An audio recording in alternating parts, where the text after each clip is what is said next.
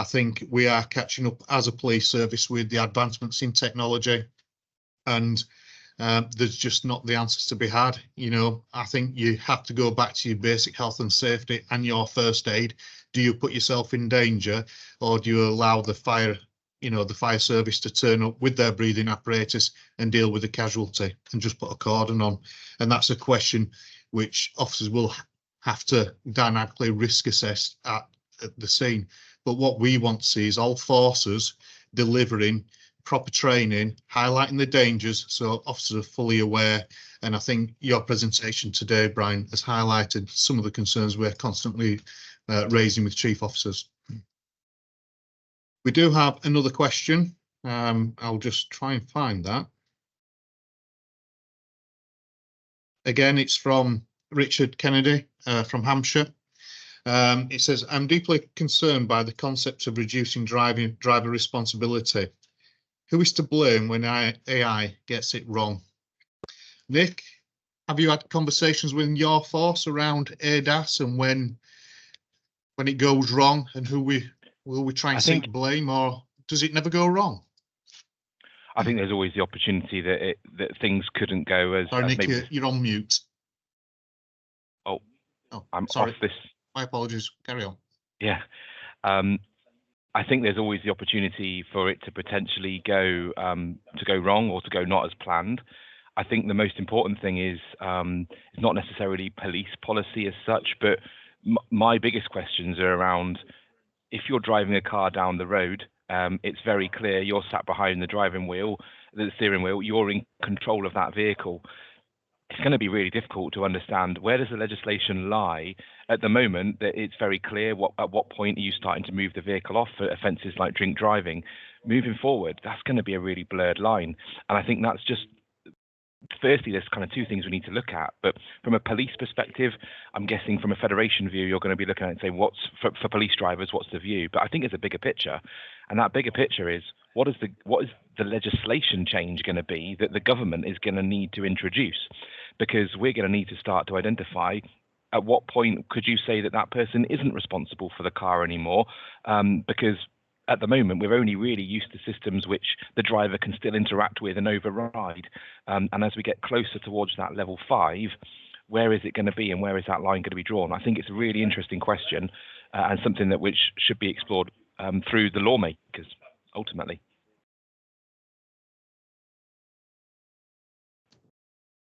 The big concern I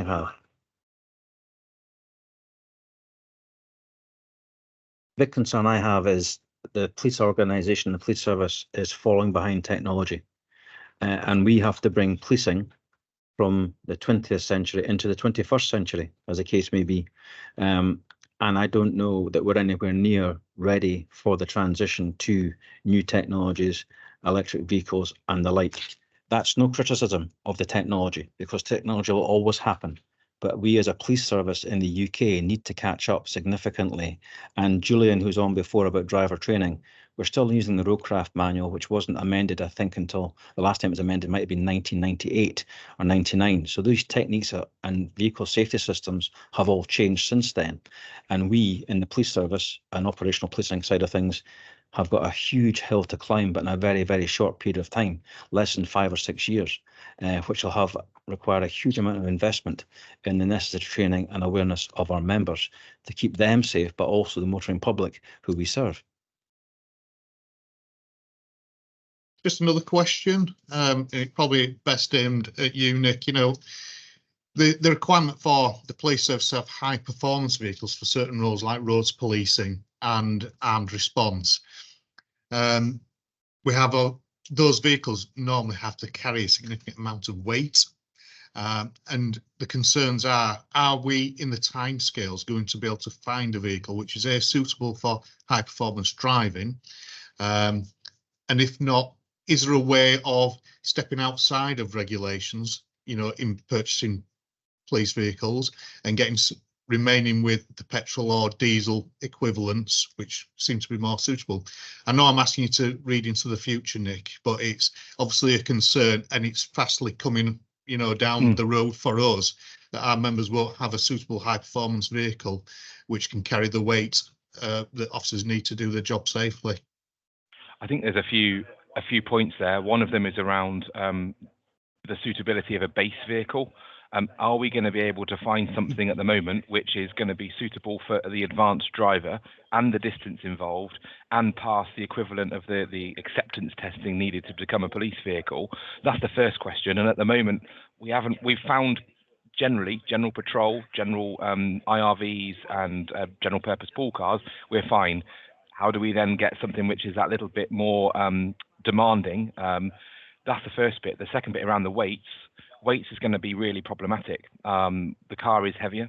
Electric vehicles are significantly heavier than their ICE counterparts, but there's also been legislative changes already around commercial vehicles and the fact that you can drive a heavier electric vehicle still on a Category B license. So again, we're probably going to have to look and see what products come out. And I imagine when the products start coming off the production line, at that point, we'll probably see the legislative changes coming with it and saying, actually, that type of vehicle may still be a car that you can drive on Category B.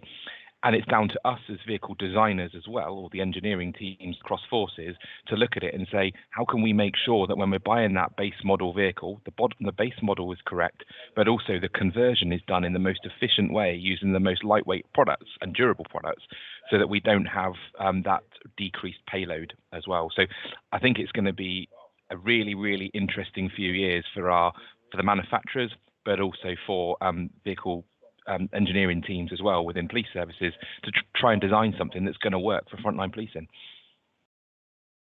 Gentlemen, thank you very much for your very informative sessions that you've led for us today. It's been absolutely fantastic, and we look forward to carry on the work with yourself, Nick, and with Jason in the future, and hopefully try and bring some problem solving to the equation working with you. Thank you very much.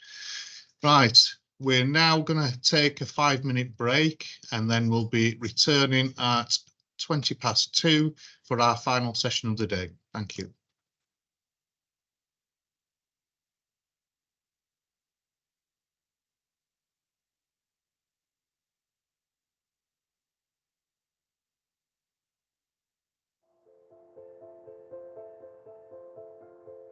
Is this a situation that needs addressing and needs someone to be accountable for? And they listened, and I instantly, knew that they understood me and they got me and they believed in me. Feel like I have a future instead of just having a black tunnel staring at me. There's actually hope now. So they've given me a lot, and they've done a lot for me in ways they probably don't even fully understand. From the first moment I started dealing with them until now, they've been absolutely fantastic. Nothing's been too much of an issue. They've been brilliant, and I couldn't highly recommend them enough. I think just the general care and support that I've been given is brilliant. There was a care there was a level of care, and they were concerned. She was definitely concerned about my welfare. Our experience at Slater and Gordon is they are not just lawyers that are doing a job, they are an organisation that really want to help and support young brain injury survivors, and they really care and they're really passionate about that. And my experience is that that's what came across to me. So I contacted Slater and Gordon, and from that point onwards I felt far more secure than I've ever felt in my entire life. It's helped me so much. Slater and Gordon have, just like they put a protective shield around me to make sure that I was listened to. I was able to kind of tell my story, and they've done more for me than the medical professionals have ever done. And yeah, amazing work. My heartfelt thanks to everybody at Slater and Gordon, and I know that David would want me to sit here and say he loved to think that they were not only his professional representatives, but they were his friends too.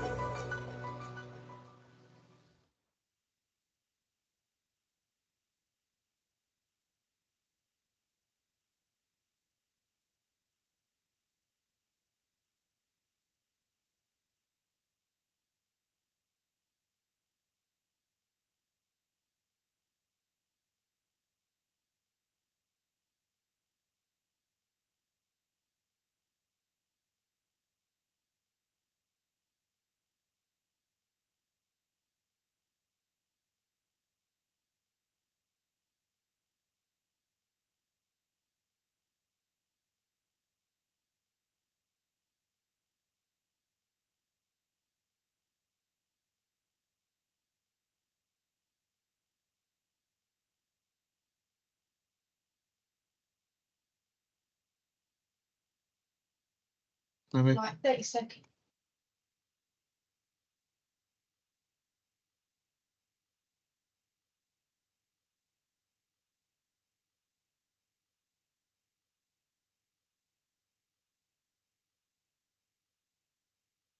Good afternoon and welcome back for our final session today, which is titled Future of Roads Policing, and it's going to be a key stakeholder debate.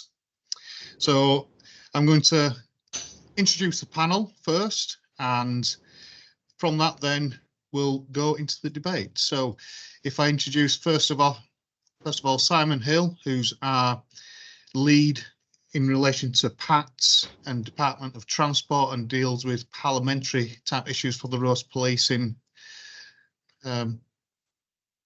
team. Sorry, Simon. Good afternoon, everybody. Simon Hill. I'm the Deputy General Secretary for the Metropolitan Police Federation and also the lead for roads policing within the Met Fed. I've been involved in roads policing for about 20 years now.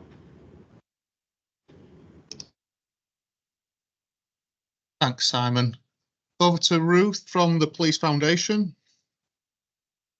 Hi, I'm Ruth from the Police Foundation.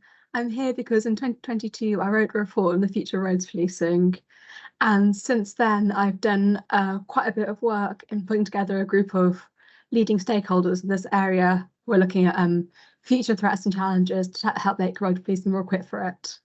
And also the Police Foundation holds the copyright for Roadcraft, and we published the last updated edition in 2020. So we're the people to come to if there are any updates or issues you have with it. Thank you, Ruth, and you're very welcome. We'll go to Nick Simmons from Road Peace. Hello, good afternoon. I'm Nick Simmons. I'm the CEO of Road Peace. Road Peace is the national charity supporting road crash victims, the bereaved and those with life-changing injuries. And we're a member-led organisation, and I'm here today because our members feel a sense that perhaps road crime isn't treated like a real crime and there's not enough resource. So this conversation feels like a way we might be able to explore adding to that resource. Thanks, Nick. Ed King, I think we're having problems connecting. Are you online, Ed? Yeah, I am. Can you hear me now?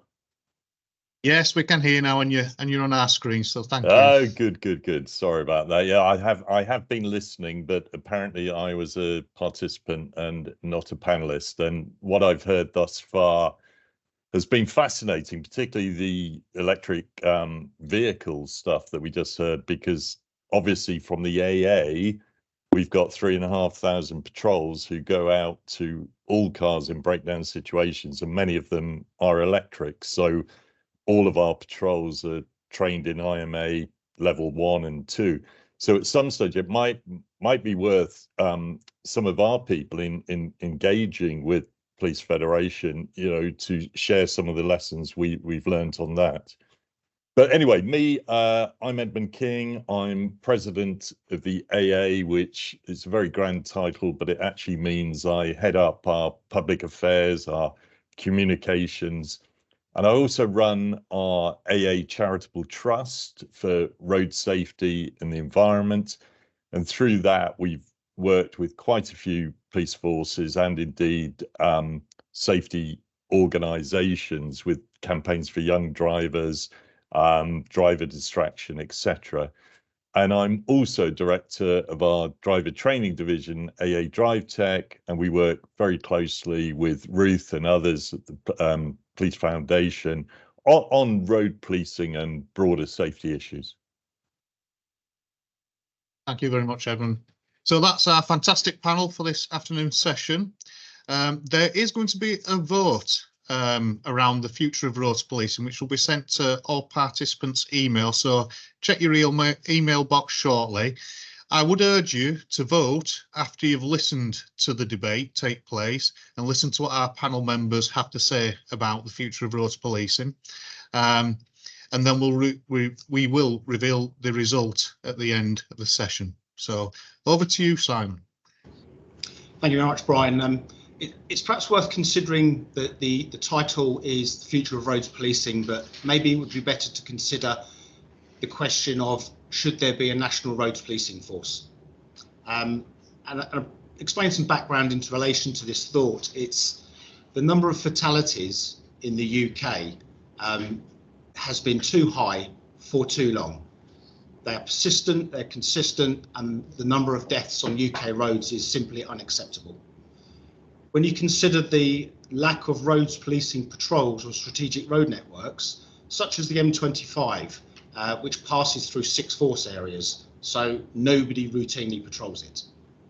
And if we consider that the Dartford crossing, so one junction on the M25, I appreciate it's a busy junction, has approximately 55 million vehicles per year passing through the Dartford crossing. National highways figures, they're not mine.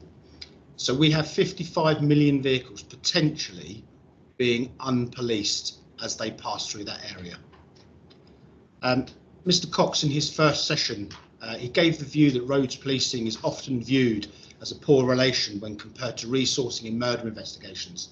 And this is a view I would absolutely share. If we could have the first slide, please.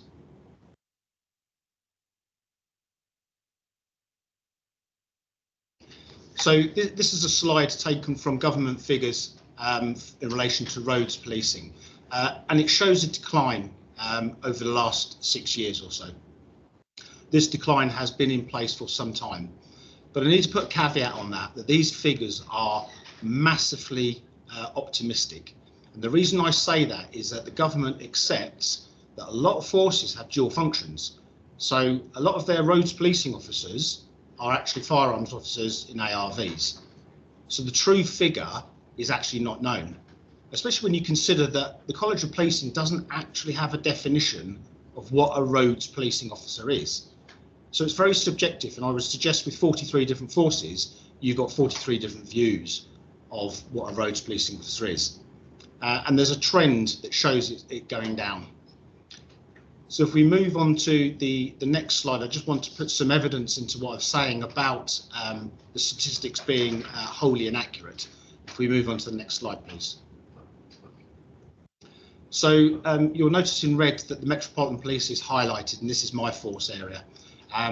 2014 to 2015, it shows a significant jump in roads policing officers. However, the reality is that 2014, the Met had a designated traffic department. It was amalgamated with another department, Safer Transport Command, that was responsible for policing the red routes, policing transport hubs, policing the bus network, and to deal with taxis and private hire enforcement and legislation. So to say that there's 1,400 Metropolitan traffic officers is just It's just inaccurate. It's massively inaccurate.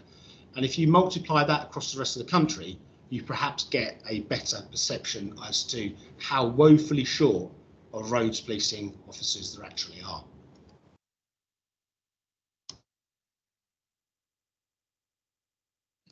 So I'd be interested in the panel's view on current roads police numbers and the picture we presented from around the UK.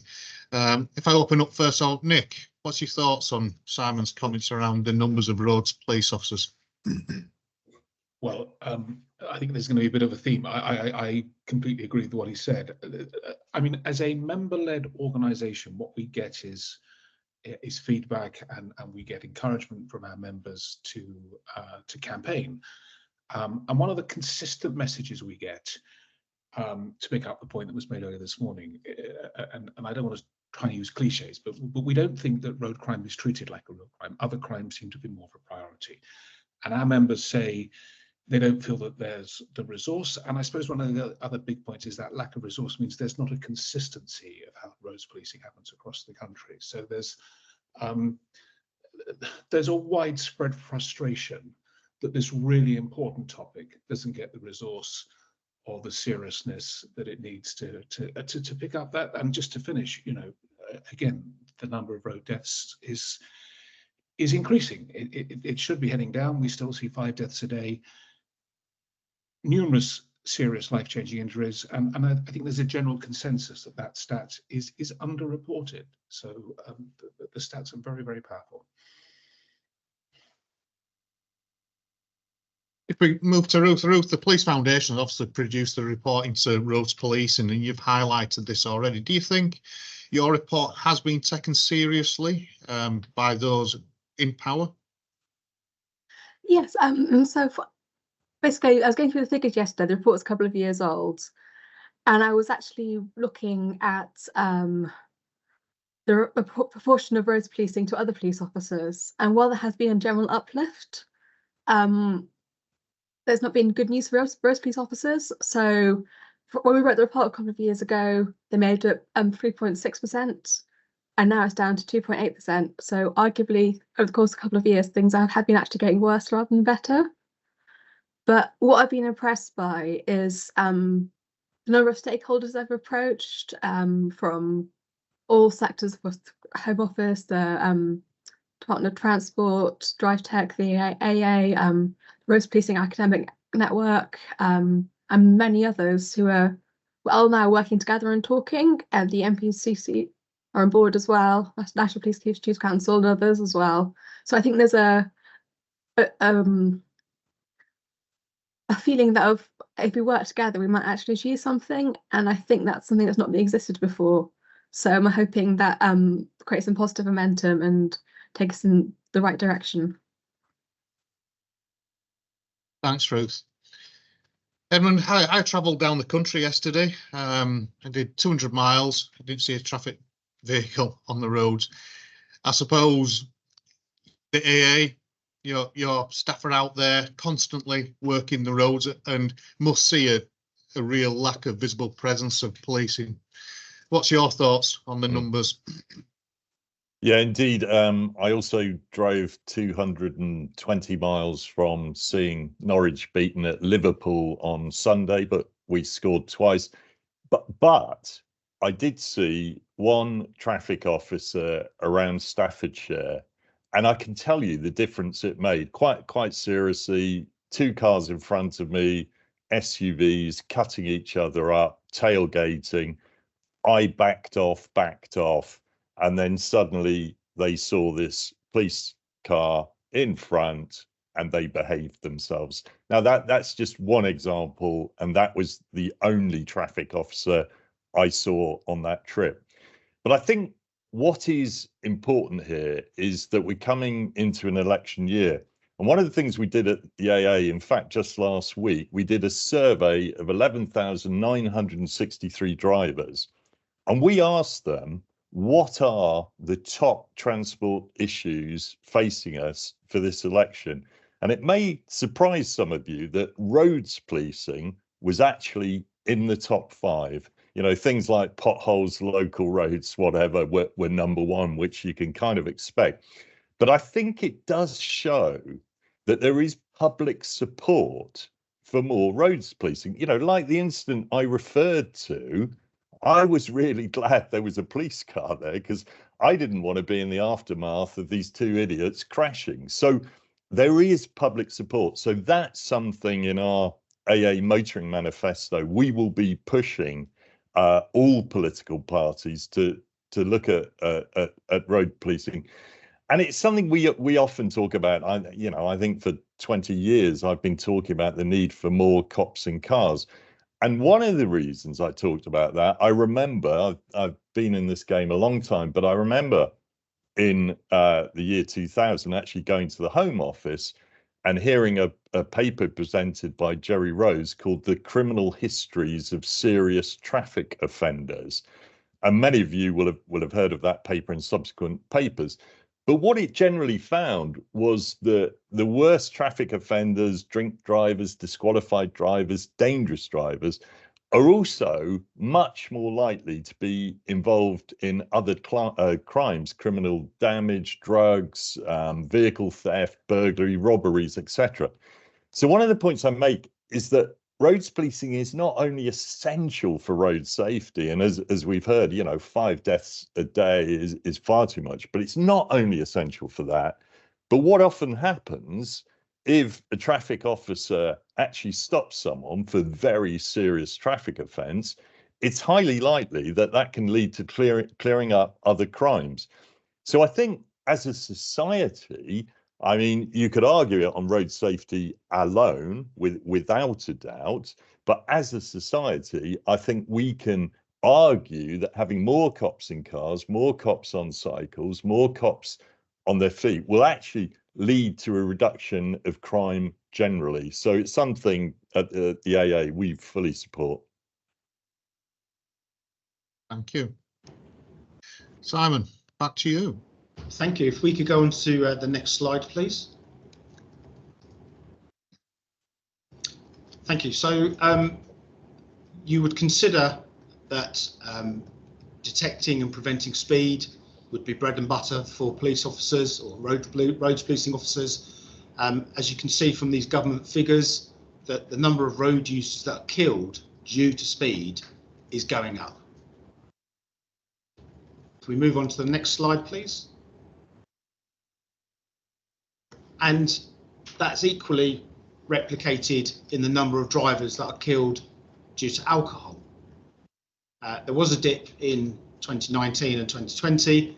I would suggest that was down to COVID, when we were supposedly locked down. But even so, because when we couldn't go out, there was still a considerable number of drivers killed on the road due to alcohol. And if we move on to the next slide, please. So we talked about the number of UK road deaths. These are government figures, these are not mine. When you consider that the murder rate in the UK is somewhere around 650 to 700, it's less than 700 murders per year, we have UK road deaths that are 2.5 times that figure. And if you were to replace road deaths with murder, then I would suggest that it would be treated more seriously. And of course, those figures are replicated with serious injuries. If those figures were changed from serious injuries to assault or GBH, then again, it would be taken more seriously.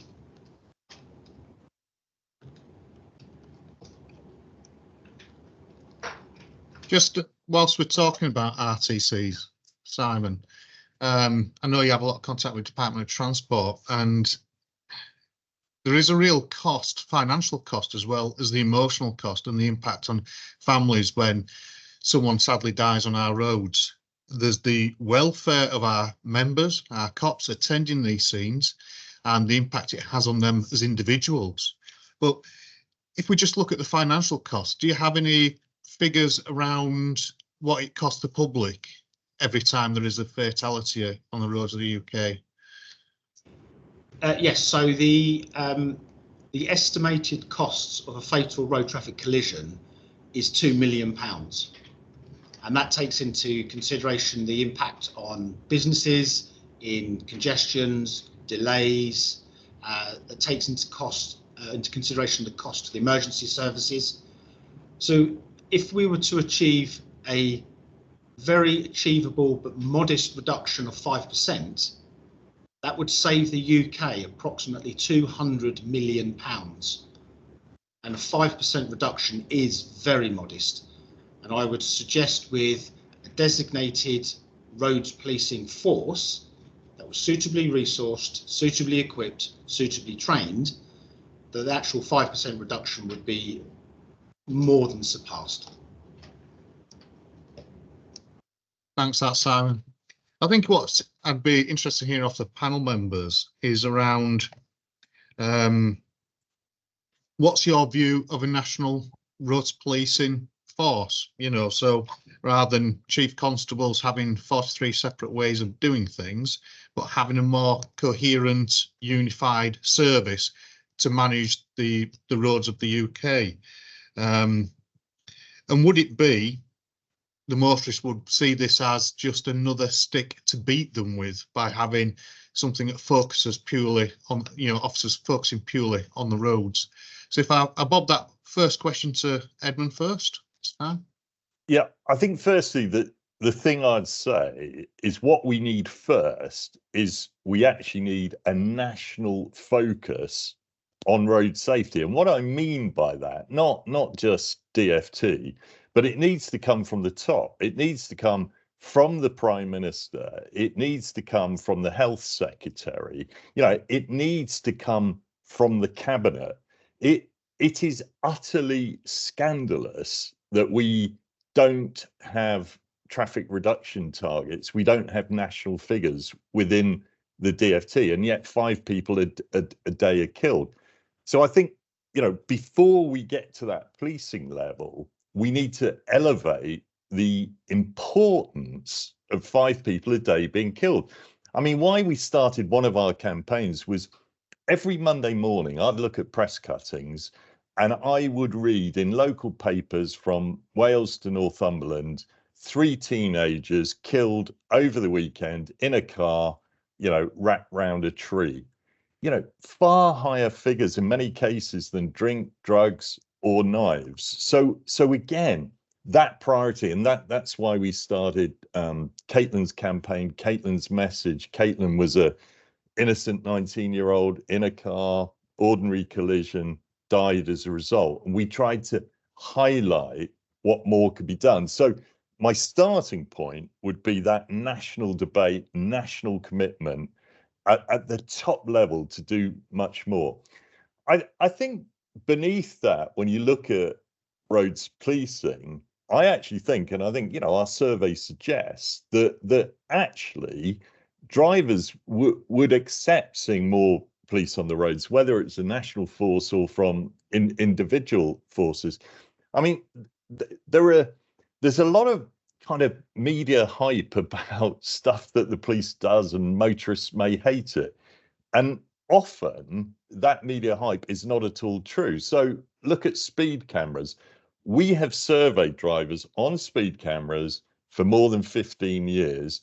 And throughout that period, 70 to 80% of drivers accept the use of speed cameras. You know, they might not love them, but they accept the use of speed cameras. Now, you wouldn't really think that if you read some of the media. So I think actually, I think the average driver is much closer and much more supportive of police action than perhaps others think. So, you know, whether it's a national service or enhanced local services, as long as it's effective, I think that's something drivers could support.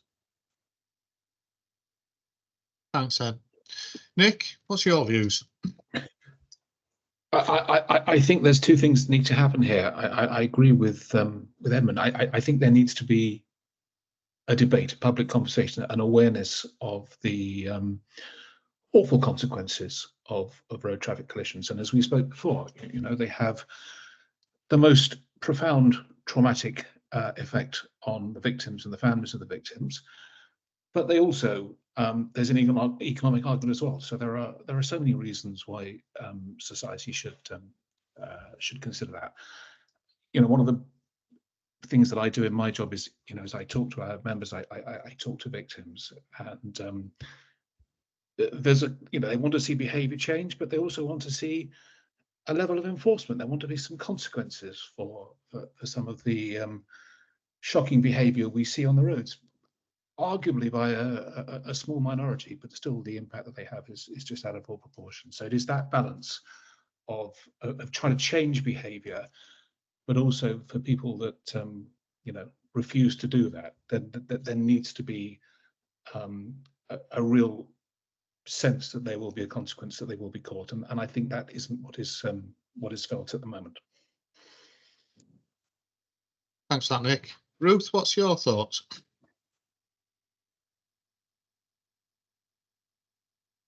So on this, I think a pretty fundamental issue is there's lots of public, I think there was lots of public awareness, lots of public willingness to see a reduction in road deaths, but something happens to someone when they get behind a wheel of a car and they think, well, you know, everyone else is a bad driver, but I'm a good one, so the rules don't apply to me. I can speed a little bit because I know what I'm doing. I'm sure I can stop. And there's arguments for a national force being able to have more targeted enforcement around that, being able to end the postcode lottery that happens, which means in some areas you do get away with stuff. And so you think, okay, I got away with speeding this time, I get away with it next time, and then you're more likely to speed. Whereas in other areas you might get caught and not speed again.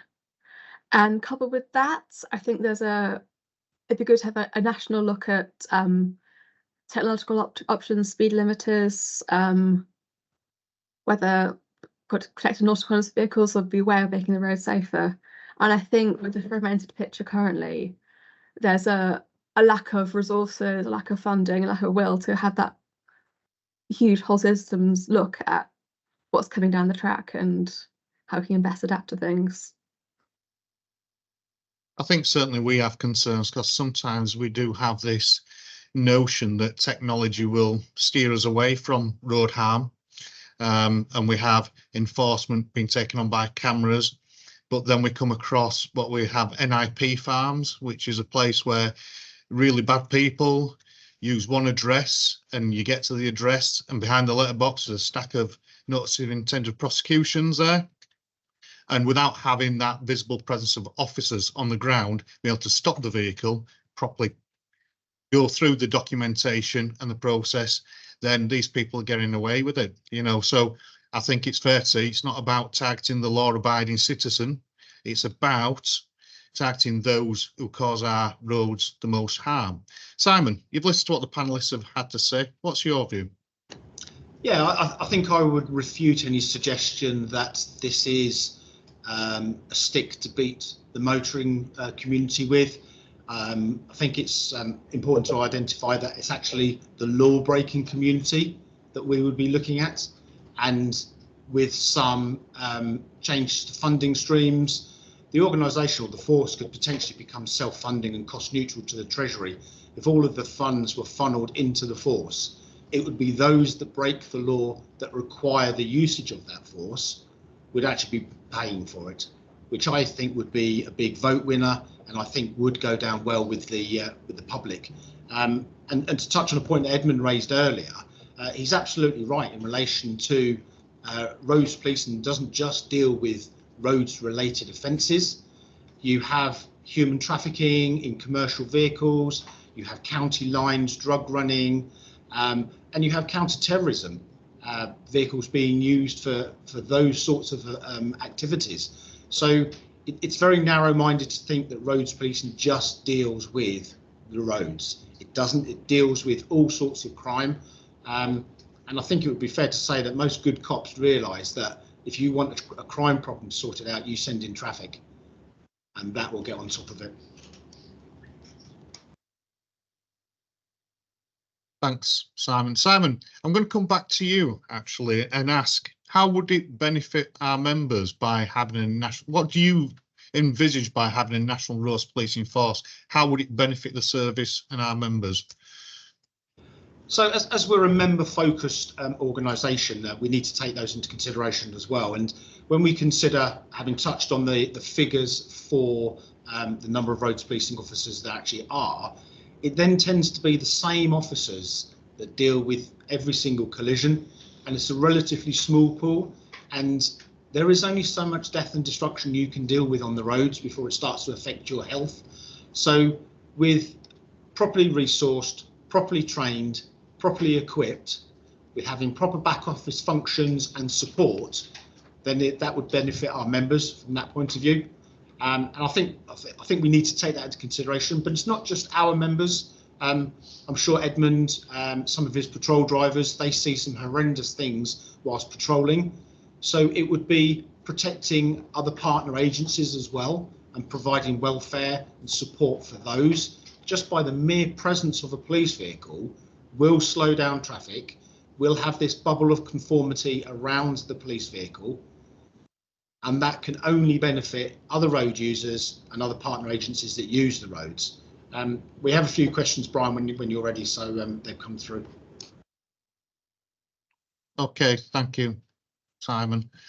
I think what we might do is ask the panel, and I know we have kind of answered this question. Would your organisations be broadly supportive of having a national roads police? And I know, Edmund, you've said there are other elements that need tackling first, like the strategy and top-down approach from government to be led. But if we were to say our position would be, we would promote a national roads police force and would like to see at least some research into that, would your organisation be broadly supportive? So if I go back to Edmund first.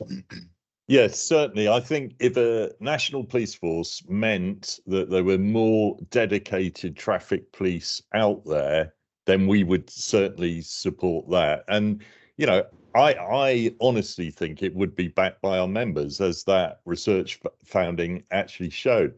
And I think one of the other reasons why it is really, really important, and you're right, technology can only do so much, but there are some people who use cars in such a dangerous fashion, and they're totally, if you like, outside of the law. You know, they may have been disqualified 6, 7 times. They may have a host of offences, and cameras aren't going to catch them.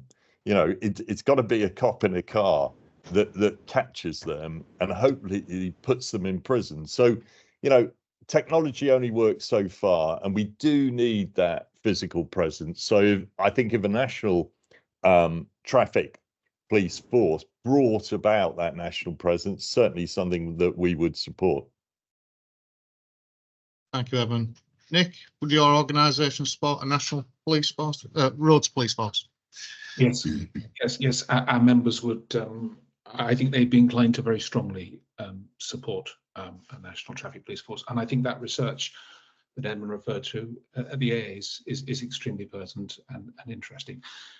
You know, what's a bit frustrating, we've been working hard over the last couple of years to try and engage with government, to try and engage with the DFT, and I think we've made some progress on post-crash support and some joined up voices, and then suddenly this whole sort of all political parties not wanting to be perceived as anti-car just seems to have brought a level of debate into this which is just unhelpful and doesn't, and actually ignores the fact that I think most public would support a more consistent, more joined up, more visible roads policing service.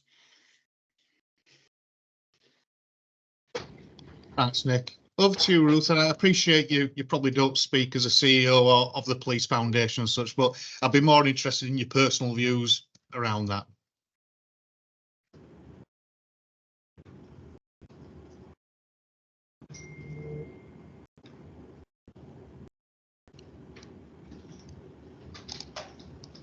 Sorry, Ruth, you're on mute.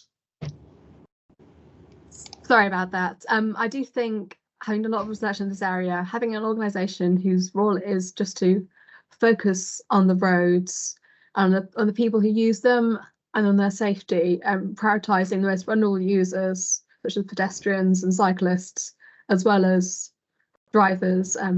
Motorcyclists is like very important. And speaking of myself, happy to offer any research capabilities and to look at how this might work, what's been done in other countries that have national forces. I think New Zealand's a good case in point. Where they have a national roads policing function, and they've had real success in bringing down fatalities by prioritising it. And so I'd be willing to help in that sense.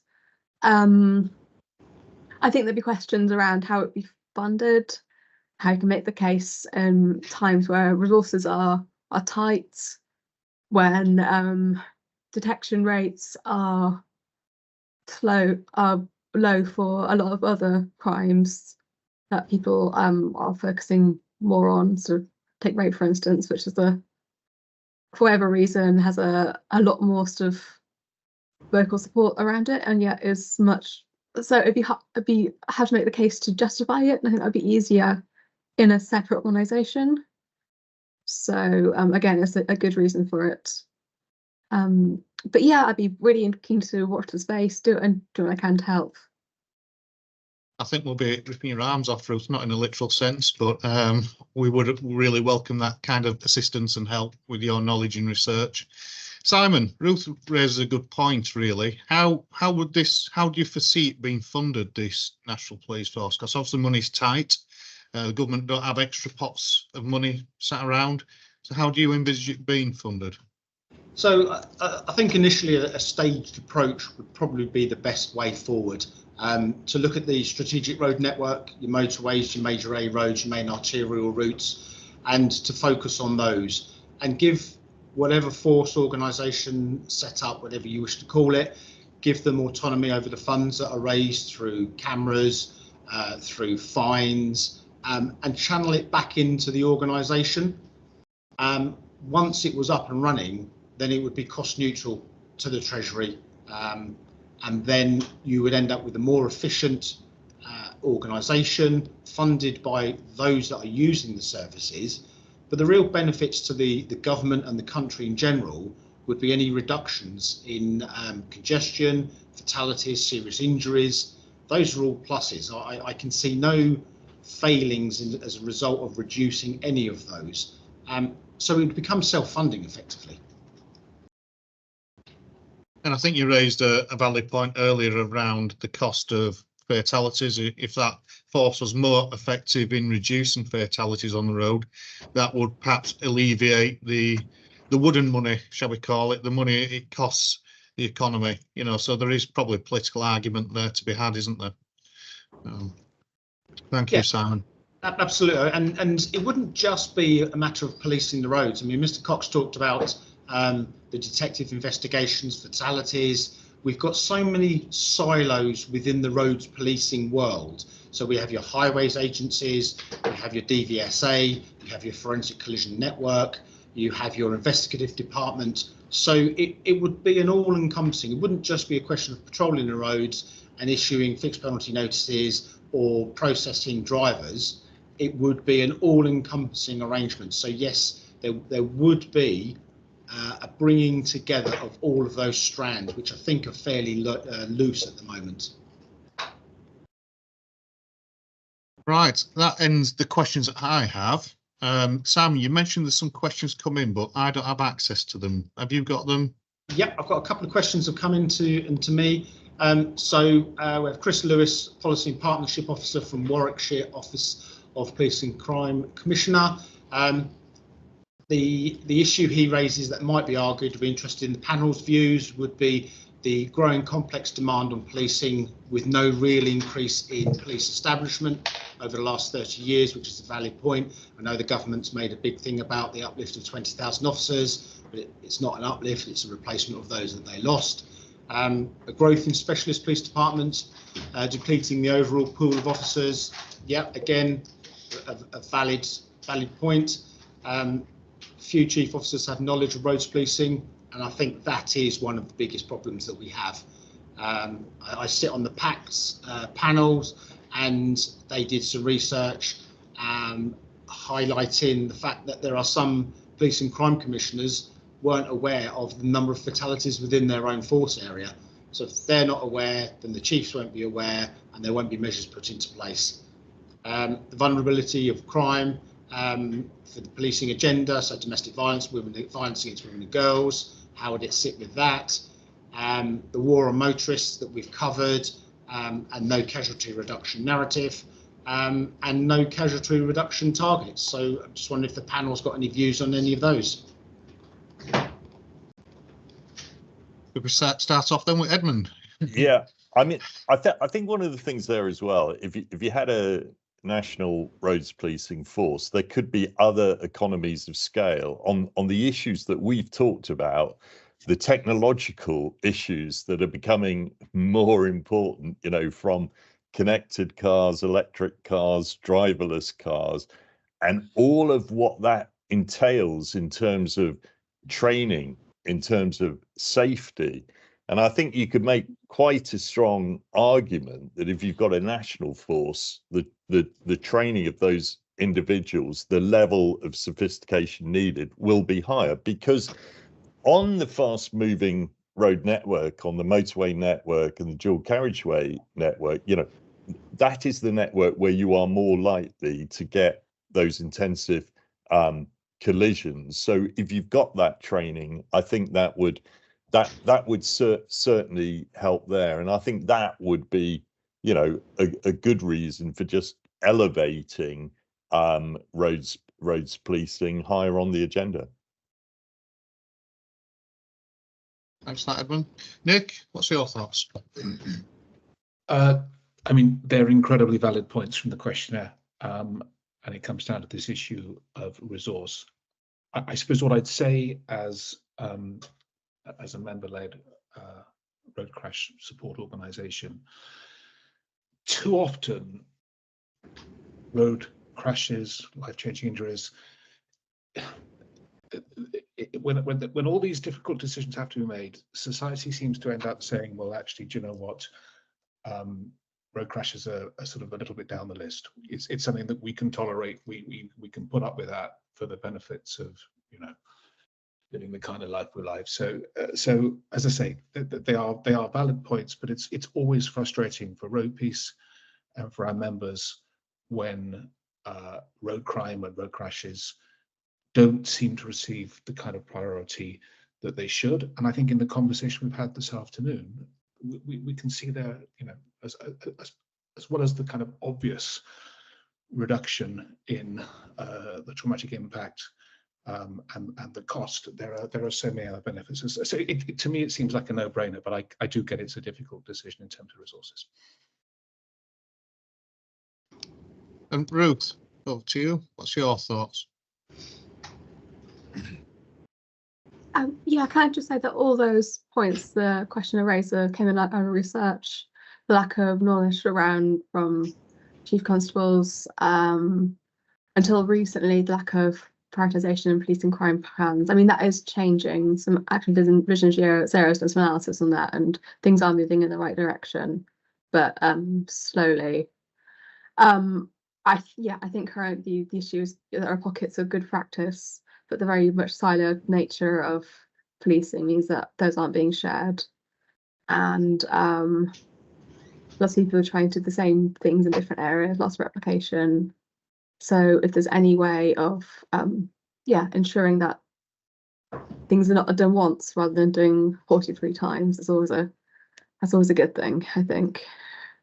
That's just roads policing, of course. I'm not going to go into the bigger issue with the voluntary forces here because it's not the forum for it. I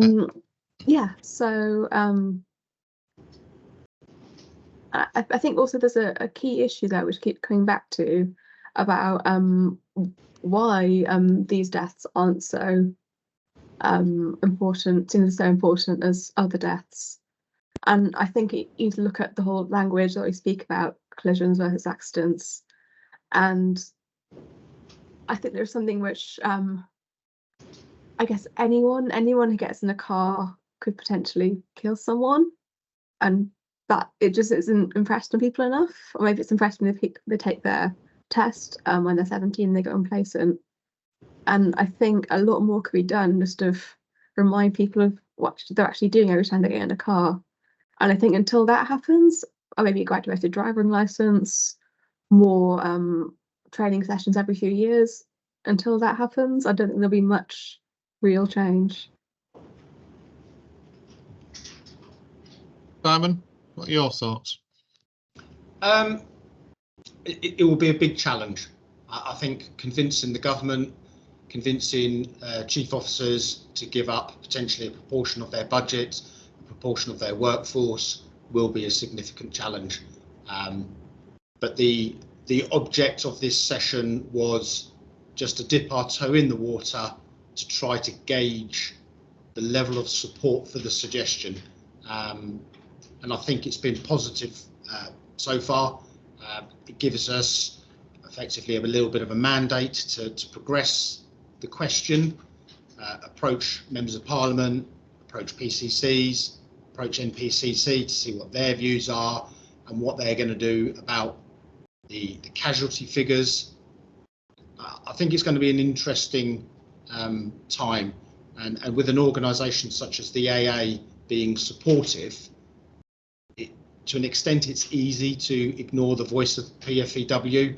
I think it's less easy to ignore the voice of the AA and various road safety charities.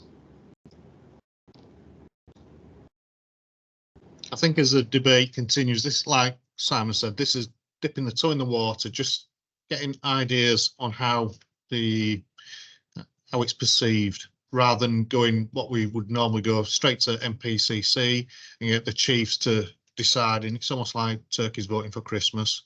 We do see some practices around the country. Ruth, you absolutely hit the nail on the head when you're talking about 43 different forces. It's a patchwork approach to policing. And I know the strategic policing requirement has now been built in after the recommendations by the Police Foundation. I'm not certain they have been wholeheartedly implemented and in the spirit that they're meant to be. Moving forward, you know, we're looking to have another event later on the year where we will invite, you know, the chief officers and PCCs to come and give their view. So we have that broad church approach to the topic, and in the meantime, then we will look at a strategy, perhaps to look at speaking to our parliamentaries, you know, people, you know, as our MPs, and progressing it through Simon, through PACs and other government departments. Just for the poll, you should have had your email. Hopefully you'll have listened to the debate. I think it's a good chance now, if you've not voted already, to stick your votes in, and we'll reveal those at the end. Simon, is there any more questions being sent in? Yep, there's a couple more just need to cover. One is perhaps an observation. I'm not going to name the force because I don't wish to cause embarrassment to the force or the individual, but one of our Federation reps, who is a roads policing officer, has sent in a point that highlights the fact that they were the only officer in this force on duty from a roads policing perspective last night, and they were in doing paperwork, case files that they needed to get done as a result of previous work that they picked up. So this effectively meant that this county, which is not a small county, had 0 roads policing for the duration of that officer's shift, certainly part of it. That cannot be an acceptable position for anyone. And then one final question again from Stuart Haycroft, who is a lecturer in professional policing and criminal and corporate investigation at the University of Northampton, my apologies. He makes an observation that the government austerity measures decimated policing numbers, department as we know it, and led to a reduction of traffic departments across the whole of the 43 forces. Northants have reintroduced a traffic department. But it takes about 2 years. It's only about 2 years old, and it takes months and years to train officers from scratch to get to a sufficient level to perform their duties. one final question for the panel is, does the panel think that the RPU numbers are being skewed by this issue? And do they think many forces can't afford an RPU or have a long-term view? I'm really sorry, Simon. I'm getting some terrible feedback. I don't know if everyone else is experiencing that. Just stand by 1 minute. We'll see if we can. I've not clearly heard your question, Simon, due to that feedback. In fact, it's gone now. So, all right. It might have actually been originating from your mic, so I don't know what's gone on. So, could you? Oh no, it's coming back. Simon, if I could ask you to speak a little louder, so we get the question again. Okay, so this is from Steve Haycroft, who is a lecturer in professional policing and criminal and corporate investigation for Northampton University. He raises the observation that in 2010, the government austerity measures decimated policing numbers in departments as we know it, and this led to a reduction of traffic departments across the whole of the 43 forces. Northants have recently reintroduced a traffic department about 2 years ago, but it takes many months and years to train police officers to be an acceptable standard to perform their duties. So his question is, does the panel think that roads policing numbers are being skewed by this issue, and do they think that many forces can't afford a roads policing unit or have a long-term view? Thanks, Simon. I suppose it will be difficult for some of the panel members to answer this, but I will put it round the panel to see if they do have a view on that. I'll start with Nick this time. Thank you. Yes, probably difficult for me to answer that too factually. All I would say very briefly, there has never been sufficient roads policing officers. And the figure I've always been informed of since 2010 was that they've gone down by almost 30%. And that's really frightening. And it does feel that, the figures that were quoted today are also being skewered or edited. So yeah,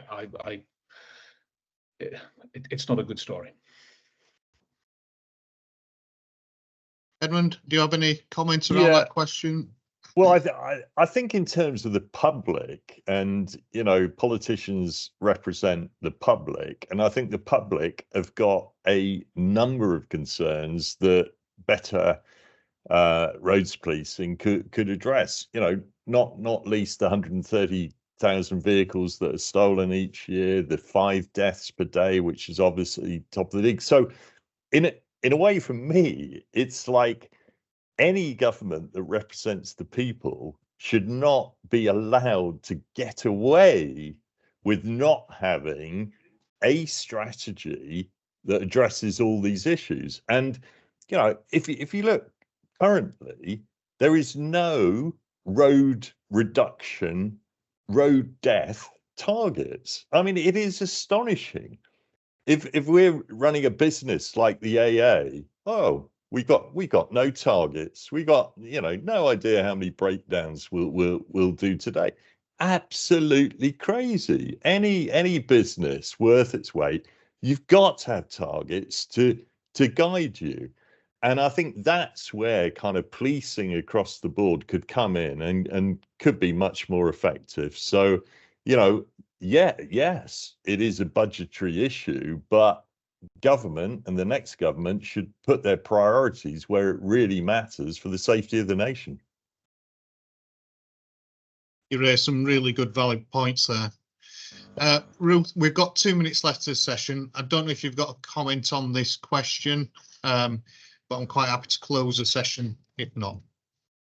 I do briefly. I think there's an issue around targets, is that they were done very badly by the police in the past. There's a lot of things about hitting the target and missing the point of targets being doctored.